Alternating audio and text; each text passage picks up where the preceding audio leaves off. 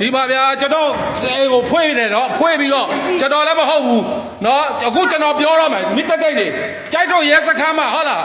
2024ဟိုနိုဝင်ဘာ9ရက်နေ့ခေါ်တော့ကကျွန်တော်သေအောင်ရိုက်တယ်တညအလုံးခေါင်းဆွပြီးတော့သေအောင်ရိုက်တယ်နော်ကြိုက်တော့ရဲစခန်းမှာနားတွေကျိုးသွားတယ်နှာအုံတွေဖြုတ်သွားတယ်အခုမှကျွန်တော်ပြောတာနော်ခင်ဗျားတို့ရိုက်တာကိုကျွန်တော်ခင်ဗျားတို့အပြစ်ရမှာကြောက်လို့ကျွန်တော်မပြောတာနော်လူတယောက်ကိုအဲ့လိုရိုက်လို့ရလားဟမ်နော်ကြိုက်တော့ရဲစခန်းမှာအဲ့တော့ကျွန်တော်ရိုက်ခဲ့တယ်အခုလည်းခေါ်ပြီးကျွန်တော်ခင်ဗျားတို့အဲ့လိုရိုက်အောင်မယ်မဟုတ်ပဲနဲ့နောက်ပြီးကျွန်တော်လည်းဒါအကောက်တုကြီးနော်အကောက်တုကြီးနော်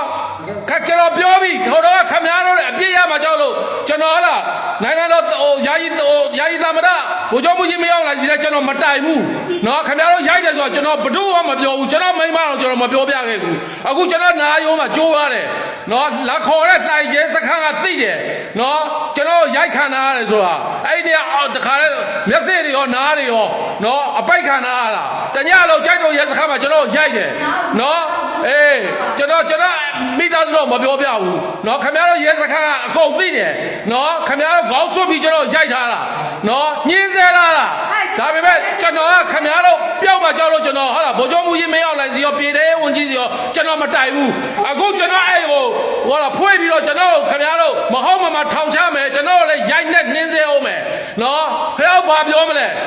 ကျွန်တော်ခင်ဗျားတို့ရိုက်တယ်မရိုက်တော့ခင်ဗျားကြိုက်တော့ရက်စခန်း5 6ယောက်ဝိုင်းရိုက်တာနော်လူကခေါင်းဆွပြီးရိုက်တာအဲ့နော်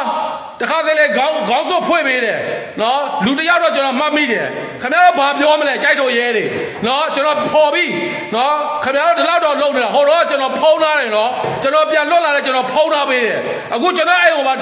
ဖြတ်ပြီးတော့တကားဖွေးတယ်ဖွေးပြီးကျွန်တော်သိအောင်ရိုက်အောင်မယ်နော်